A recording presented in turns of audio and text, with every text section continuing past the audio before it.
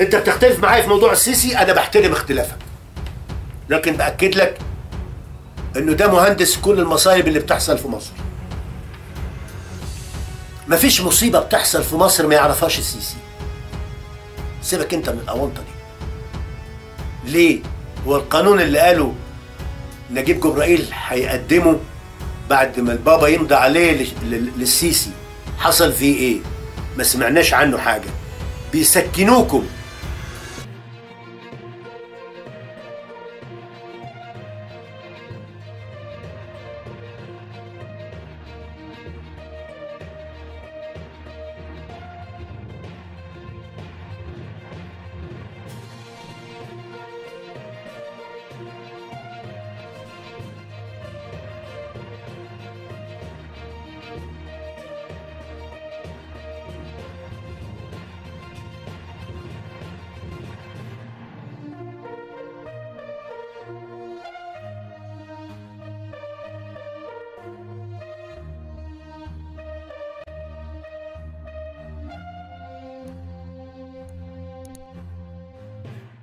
مساء الخير أحبائي في مصر والعالم كله.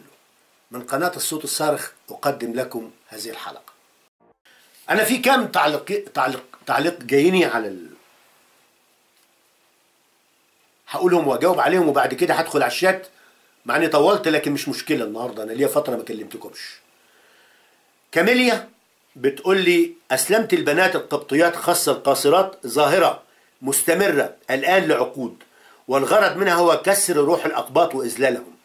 هذه الحقيقة وهكذا تجري تلك الأسلمة. واحد، الفاعل عادة ما يكون إسلاميا بحيث يتم استهداف البنات خاصة القاصرات من خلال استغلالهن أو استدراجهن عن طريق علاقة عاطفية أو جنسية يتم استغلالها لاعتناق الفتاة للإسلام. اثنين، الأزهر يقوم بتسهيل العملية وإصدار شهادة إسلام، وبالتالي يصير من الصعب على أفراد العائلة استرجاع ابنتهم لأنها تصير مسلمة في عرف القانون ولا سلطة لوالديها عليها، بل سيعتبرون رجوعها إلى أهلها يشكل خطورة على حياتها. ثلاثة، الأمن والمؤسسات الأمنية إما أنها تغض الطرف عن الموضوع أو تعطل بحث العائلة عن ابنتهم أو تهون من الأمر، وأحيانا يكون بعض العناصر متورطين في تسهيل الموضوع للإسلاميين وتشجيعهم باعتبار ذلك خدمة للإسلام والمسلمين وتقوية شوكتهم. أربعة، الإعلام المصري التابع للدولة يتجاهل الموضوع وكأنه غير موجود ولا يقوم بتغطيته، لأن ذلك سيفضح الأمر ويسلط عليه الضوء، وهم لا يريدون ذلك، يريدونه أن يبقى مستمرا دون إثارة القلق أو التوتر، يستمر على حساب الأقباط.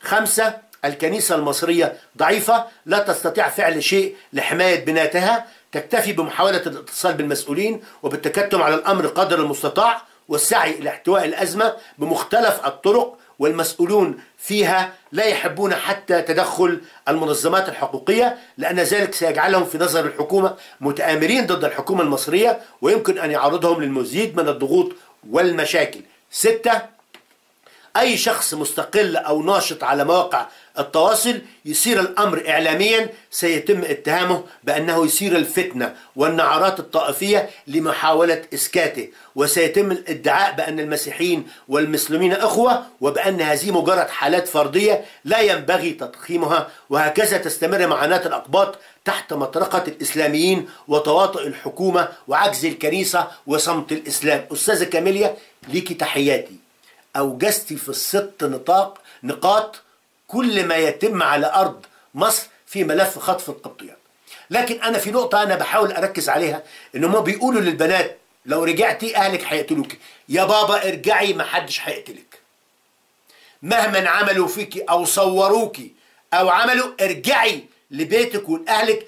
إحنا ما بنقتلش البنات، إحنا ما بنقتلش البنات، وحضن المسيح واسع ومليان رحمة للجميع، وباب الغفران مفتوح للكل.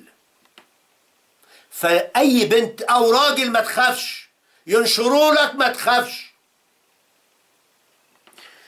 صبري مصري 2356، صبري المصري بيقول لي يا دكتور شيخ الأزهر أحمد الطيب الإرهابي اللي مش طيب، وهو أكبر إرهابي مجرم وارجع للقانون الذي وافق عليه في مجلس الشعب، قانون الدية، اقتل او ادفع الدية، واذا رفضوا الدية اقل واحد تاني منهم الى ان يرضخوا، اقتل واحد تاني منهم الى ان يرضخوا. هو ده ما حدث بالصعيد، كانوا بيعملوا جلسات الصلح، ولو القبط رفض الصلح يهددوه الى ان يقبل الصلح. الان بقى قانون الدية، شيخ الازهر هو من يحكم مصر مثل المرشد الايراني. لكن اختلف معاك فيما قلته عن الرئيس السيسي، لان من حوله يحجبون عنه كل شيء لانه مشغول بامور كثيرة سياسة. شوف يا عم صبري، انت بتختلف معايا في موضوع السيسي، انا بحترم اختلافك، لكن باكد لك انه ده مهندس كل المصايب اللي بتحصل في مصر. مفيش مصيبة بتحصل في مصر ما يعرفهاش السيسي. سيبك انت من الاونطة دي. ليه؟ هو القانون اللي قاله نجيب جبرائيل هيقدمه بعد ما البابا يمضي عليه للسيسي، حصل فيه ايه؟ ما سمعناش عنه حاجة. بيسكنوكم. كاميليا في ام 8 جي اي بتقول لي ايام انور السادات كان يقول الغسيل ينزل ميه والجار اتخانق مع الجار والامن الواطي، ومن ساعتها والبلطجه والجليطه البدويه والازهر الارهابي مدعم شويه صيع على البنات المراهقه، والامن الواطي الارهابي المدعم من الازهر الارهابي دلوقتي يقول لك البنات بتحب شاب مسلم واسلمت علشانه، طرق شياطين وشهادات الاسلامه موجوده في الامن. متفق معاك استاذه كاميليا، متفق معاك. استاذه مارينا توفيق بتقولي من اكثر من 10 سنين في حي مصر القديمه، نقطه كورنيش مصر القديمه، فاكره كويس قوي الحادثه دي. طفله صغيره حوالي 7 سنين كانت بتاخد درس دين مع شيخ في المسجد، كانت بنت ست غلبانه بتبيع كزبره وبقدونس، ودرس ده من الدروس المجانيه التي كانت عاديه وقتها. تم اغتصاب الطفله دي من الشيخ، والشارع عندنا كان في ثوره غضب كبيره ما بين زعلهم على طفله التي كانت مليانه نشاط وتساعد اللي عاوزه يشتري طلباته وتلعب مع بناتهم، واستنكارهم ان ازاي شيخ يعمل كده. المهم ان البنت بعد ما الشيخ اغتصبها خرجت لامها وقالت لها وهي بتنزف، والشيخ هرب، ما كانش في السوشيال ميديا تفضحه. الست تعبت، وعلى ما افتكر انها رجعت بلدها وماتت. الله يرحمها،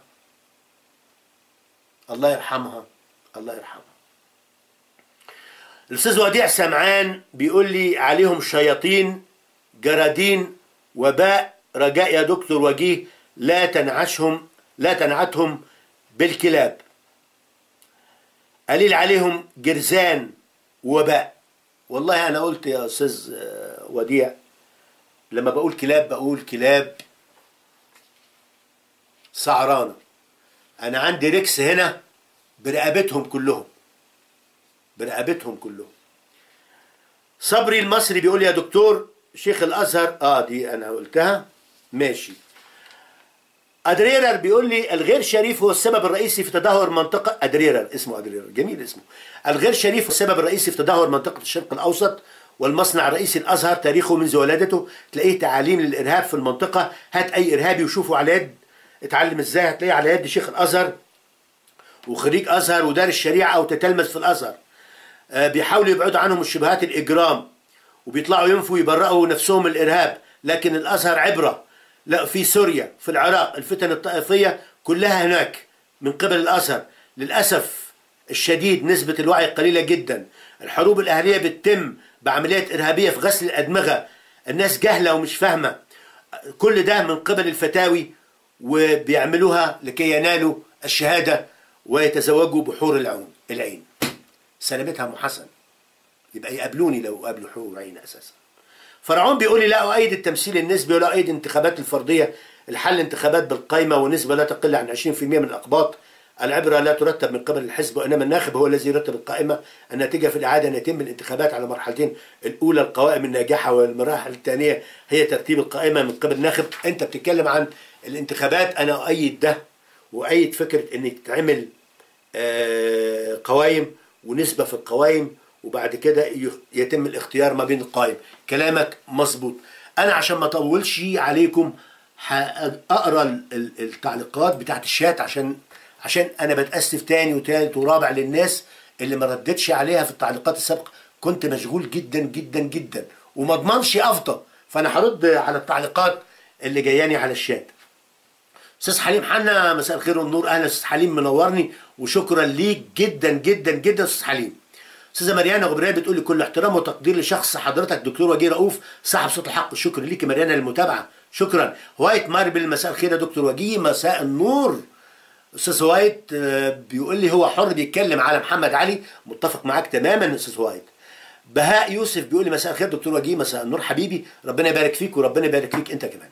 جوزيف، الاستاذ جوزيف بطرس بيقول لي الحقوق لا تعطى كهبه بل تنتزع، متفق معاك، وبنحاول نعمل ده وبنحاول نفهم الناس ده.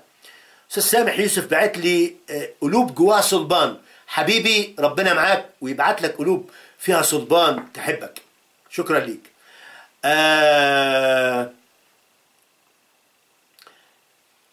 هدفنا خدمتك بيقول لي هنا يأتي دور وسائل التواصل الاجتماعي، متفق معاك متفق معاك. استاذ وايت ماربل بيقول لي المهم انه بيجيب المعلومات، اي حد ملوش دعوه بيجيبها منين. استاذ وايت ماربل والاستاذ هدفنا خدمتك بيأكدوا على دور قناه الفكر الحر في توصيل الخبر. فالاستاذ وايت ماربل بيقول لي المهم انه بيجيب المعلومات اي حد. اسكندر الاكبر حبيبي حبيبي، اسكندر الاكبر، استاذ نيكولا لازارو بتاع اليونان، المصري الاسكندراني الحبيب الكل، حبيب الملايين، كان ضيفي قبل كده في حلقه هنا، بيقول لي صح حتى منتصف السبعينات. يعني الدنيا كانت ماشيه كويسه لغايه منتصف السبعينات وباظت بعد كده. متفق معاك يا استاذ نيكولا. وكان الرب سندي، اسمه كده وكان الرب سندي، بيقول لي يعني من قله البنات المسيحيين دي قله ادب مهما حصل. الناس النفس الشبعانة تدوس العسل. الشهيد العظيم ماري جرجس دخلوا عليه بنت السجن عشان يسيب إيمانه، لكن ولا شعرة اتهزت منه. أنا معاك في ده، بس أنت هتجيب مين لمين؟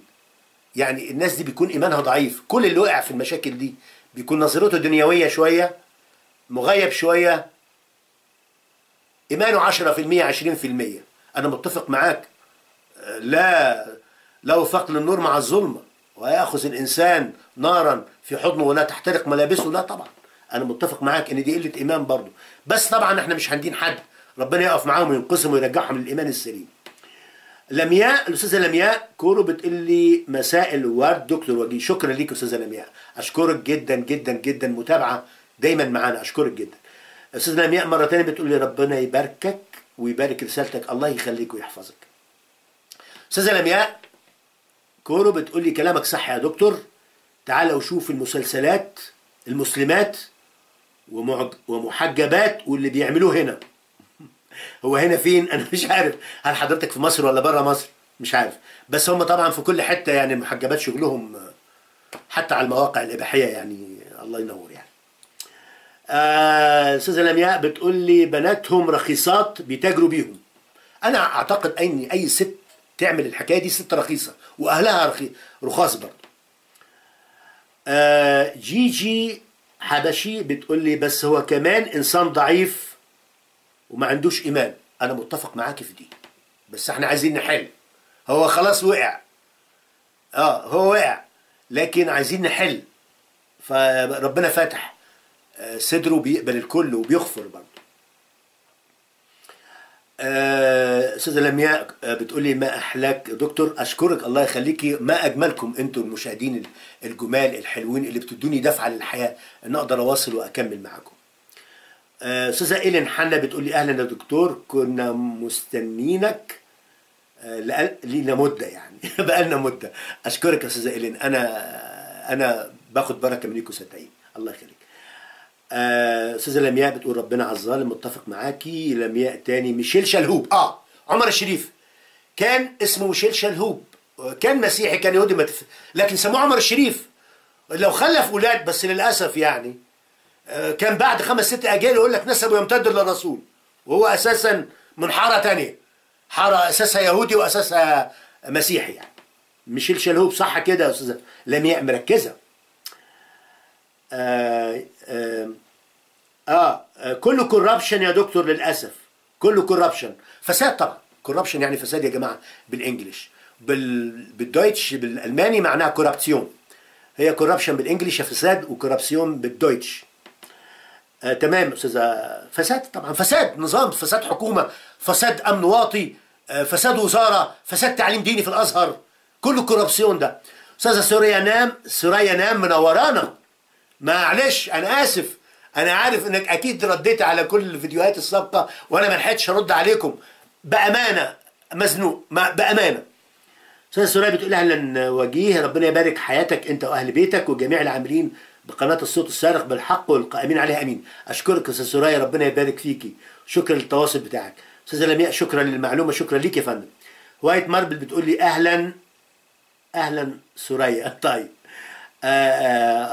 ماشي استاذ لمياء، صح يا دكتور، دول ناس اصليين. صح المصريين اللي بيرفضوا ده من المسلمين دول اصليين. استاذ سوريا بتقول اهلا بيكي. طيب تمام، ربنا يحمي ولاده. استاذه لمياء معاكي حلقه جامده، ربنا يسعدك ويقويك. اشكركم يا جماعه، واعذروني لو الحلقه طولت، انا عندي كتير عايز اقوله ومش قادر اطلع كل يوم. ده انا حتى لما مش عايز يعني المدام قالت لي مش كل ما تروح مسافر في العربيه تعمل فيديو، يعني على طول انا كل يوم بالعربيه، فانا مش كل ما تطلع يا وجيه تعمل فيديو انت في العربيه. طب هتقدم لهم حلقات ايه انت وقاعد معاهم؟ فخلتني صراحه ما المدام برضه انا بسمع كلام المدام، الواحد لازم يضمن الامان يعني، فبسمع كلام المدام. استاذ سوريا بنحب بالوزن والطول، بتتحسب بالوزن والطول. صح. واستاذ لمياء بتقول لي حضرتك دكتور وتعرف اكثر، الله يخليكي. استاذ سوريا نعم بتقول لي الفياجرا، لا الفياجرا بتدي حافز جنسي لكن بتكون بمخك بعقلك بتفكر. لا المخدرات الجنسيه اللي بيستخدموها لا بتلغي التفكير المنطقي، بتخلي الانسان بس الجنس بس اللي بيستحوذ، لكن انت ما بتفكرش. يعني بتقوده للجنس، بينقاد يعمل اللي انت عايزه، بيبقى مسلوب الاراده جنسيا مش بعقله، ما يعرفش هو مين لكن يضحك يمارس جنس اوكي. بتسلب الاراده المخدرات الجنسيه تماما. ده حتى واحده في واحده مسلمه دكتوره طلعت اتكلمت عن المخدرات الجنسيه، كانت بتوصي الناس ما يشربوش اي حاجه من قد حد غريب يا بنات يعني هي كمسلمه عارفه ده موجود كمخدرات جنسيه.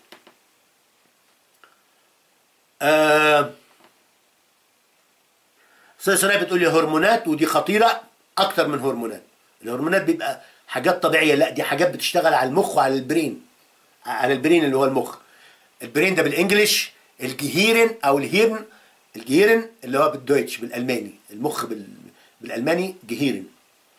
استاذه لمياء كرك بتقول لي ربنا يبارك رسالتك ويقويك ويحفظك. الله يحفظك. استاذ سرايا ربنا كبير، شايف وسامع وبيسجل وهيعمل وهيتصرف بمعرفته. امين امين يا رب، امين يا رب. استاذ ميشيل تودري بيقول لي مساء النور. مساء النور استاذ ميشيل. استاذ مينا ثابت بيقول لي ايه كأني ما فيهاش ولا معيد كليتي. استاذ مينا ثابت اكيد طالب يعني في الكليه، بيقول لي كليتي ما فيهاش ولا معيد مسيحي ذكر يا دكتور، بنات بس. ياخدوا المعيده زي ما عملوا مع الدكتوره نسيت اسمها والله، دكتوره كانت في القسم، يبعتوا لها واحد شويه شويه يشربوا الشاي يحطوا لها حاجه تك تك تك تك اسلمت. هياخدوا مسلم يعملوا بيه ايه؟ بس في الغالب دلوقتي هيقبلوا، ممكن يبعتوا للدكتور برضو واحده تلعب بيه كده زي كده وتصور له فيلم سيكو سيكو وبعدين يضغطوا عليه ويمضوه على اصالات. ما خلاص بقى الترند الجديد بقى. مع السيسي مش هتقدر تغمض عينيك، مع السيسي مش هتقدر تغمض عينيك. استاذه لمياء بتقولي سؤال يا دكتور، وليه كلهم يحجبوهم؟ ليه ما يطلعوا يتكلموا زي اي بنت تكون فرحه بوشها وهي بتروح برغبتها، وهو يعني كل المسلمات محجبات؟ لا، هي الفكره يا استاذه لمياء هم بيخفوا معالم عن طريق الحجاب ده وعن طريق النقاب. يعني معلش يعني البنت اللي اسمها شيماء المهدي دي اللي عامله نفسها المهاجره للاسلام، مهاجره للاسلام، وانها كانت مسيحيه واسلمت. انا قلت لها اتحداك تسهري بوشك كست. لا ده انا سمعت خبر لسه الاستاذ مجدي تدرس بيتكلم بيقول ان شيماء المهدي دي راجل، واتحدى انها تشيل الحجاب. احنا بنقدم التحدي مع الاستاذ مجدي تدرس لشيماء المهدي، اقلعي الحجاب وورينا. اوكي. لمياء استاذه لمياء كوره بتقولي ده دليل على خطفهم ورخصهم. متوافق معاكي طبعا، الحجاب والتنقيب وكده. استاذه لمياء برضو وسخين مليانين بالوساخه معفنين وريحتهم صارت تطلع في كل مكان. اكيد طبعا النجاسه ليها ريحه طبعا. وايت ماربل بيقول يا دكتور ممكن يكونوا بيهددوا الكهنه او الاساقفه بحرق الكنائس او اي تهديدات اخرى. متفق معاك، بس من امتى احنا كنا بنخاف من تهديدات؟ ده احنا تاريخ كنيسه، تاريخ الشهداء. يطلع كاهن في زياره بره يقول انا بتهدد، وشوف احنا هنعمل ايه. يطلع اسقف بره يقول انا بتهدد جوه مصر، ويشوف احنا هنعمل ايه. انا متفق معاك بس لو هو بيتهدد يبقى رخيص، هو الاخر رخيص وضعيف في الايمان. متفق معاك استاذ وايت.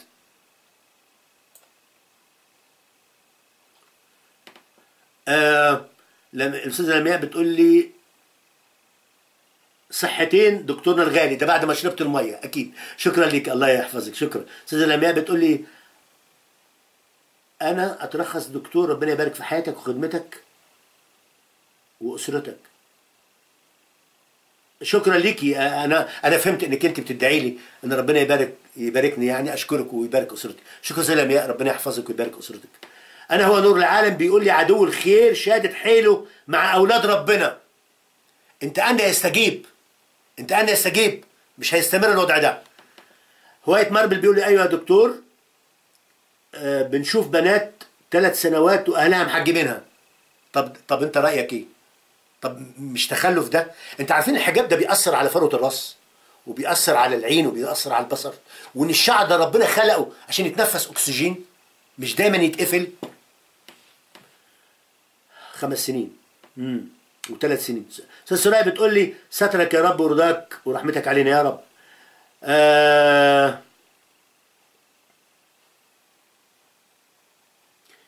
استاذ وايت ماربل بيقول لي مش هيشيلها، هو عاجز عشان كده قتل الحمام.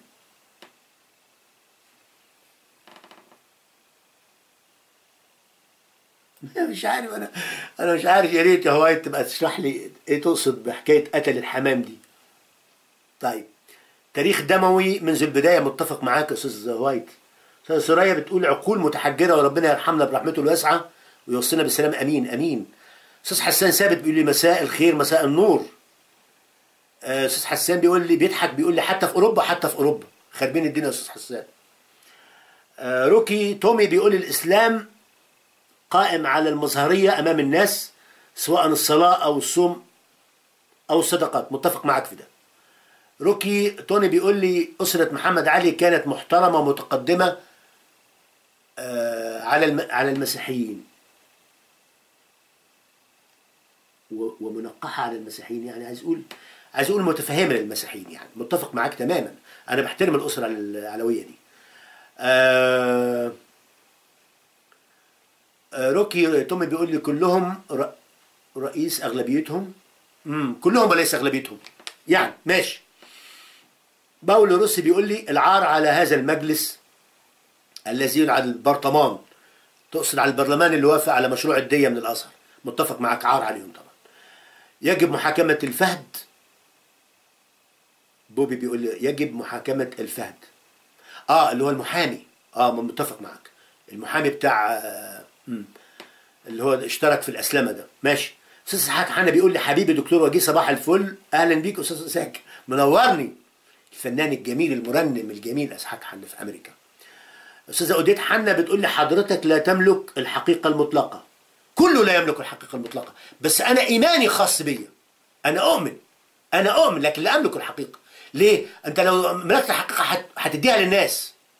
انت تؤمن شيء وتملك الحقيقه المطلقه، يبقى انت بتدي البراهين. لازم لو سالك حد اديله براهين. هيقول لي طب انت قابلته؟ هقول له لا.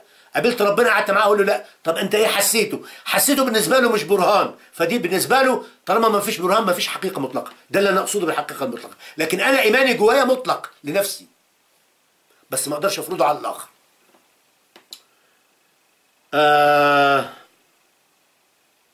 كان سؤال من الاستاذه اوديت، بس انا بشرحه لك يا استاذه اوديت انا اقصد ايه. هوايه ماربل بيبتسم وانا ببتسم.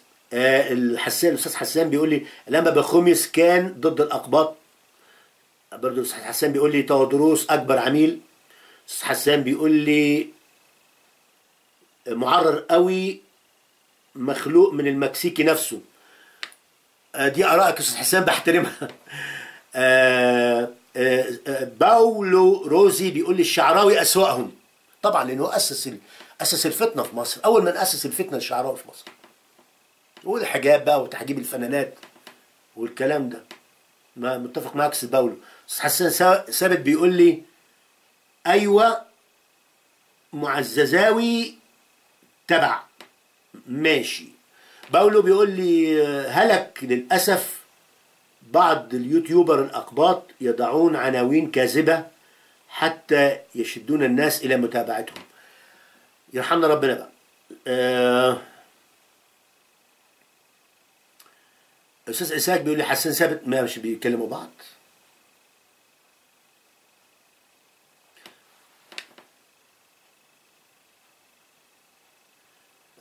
أستاذ حسان بيقول رأيه إن قناة يوميات مسيحي بتفبرك عناوين.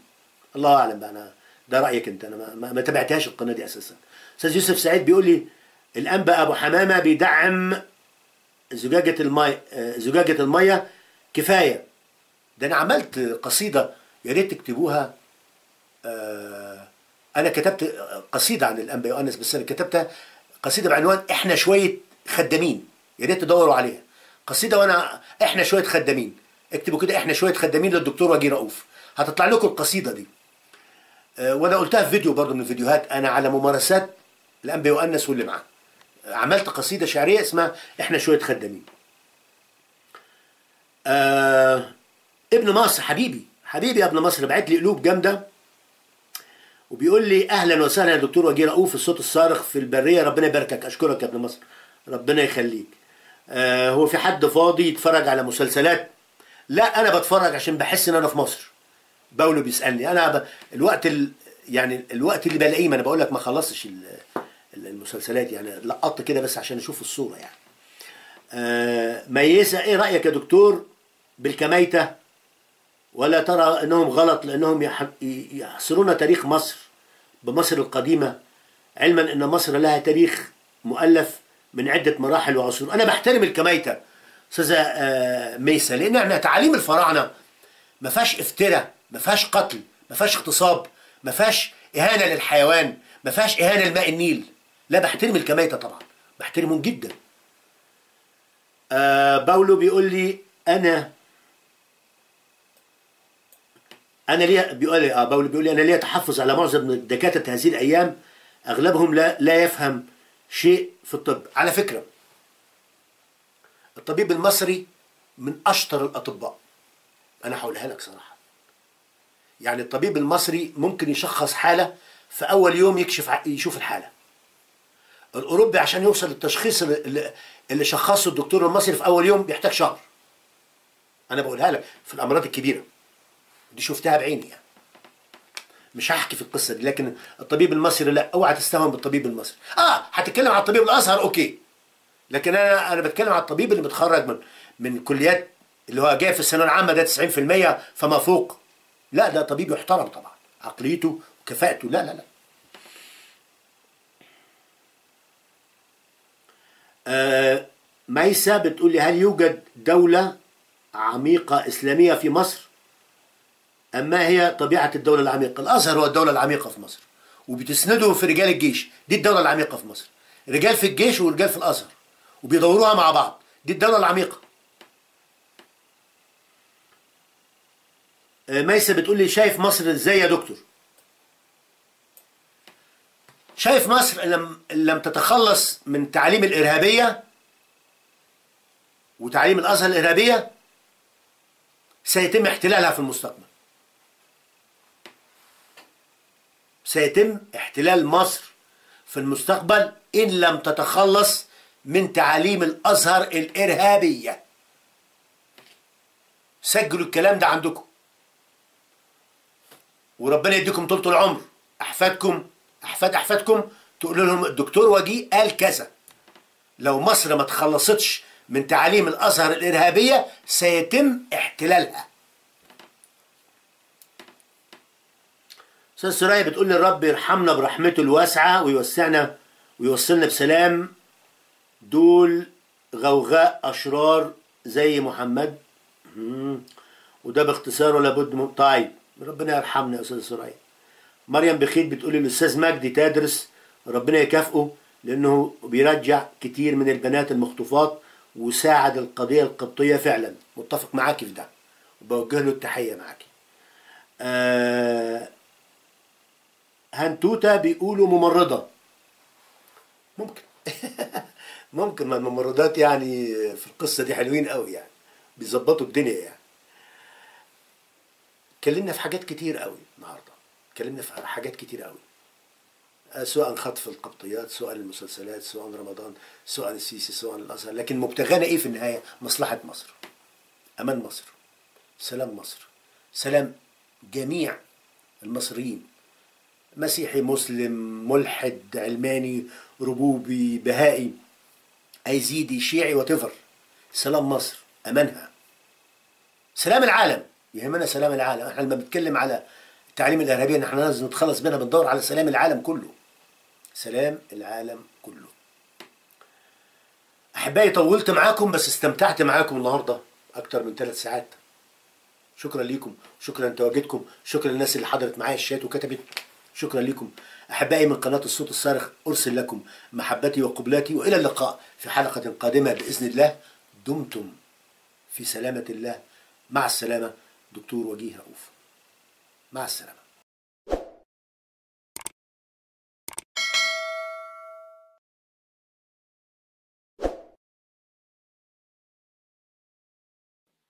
والنبي ادونا شويه لايكات، ده ببلاش مش بفلوس، اعملوا حاجه حتى.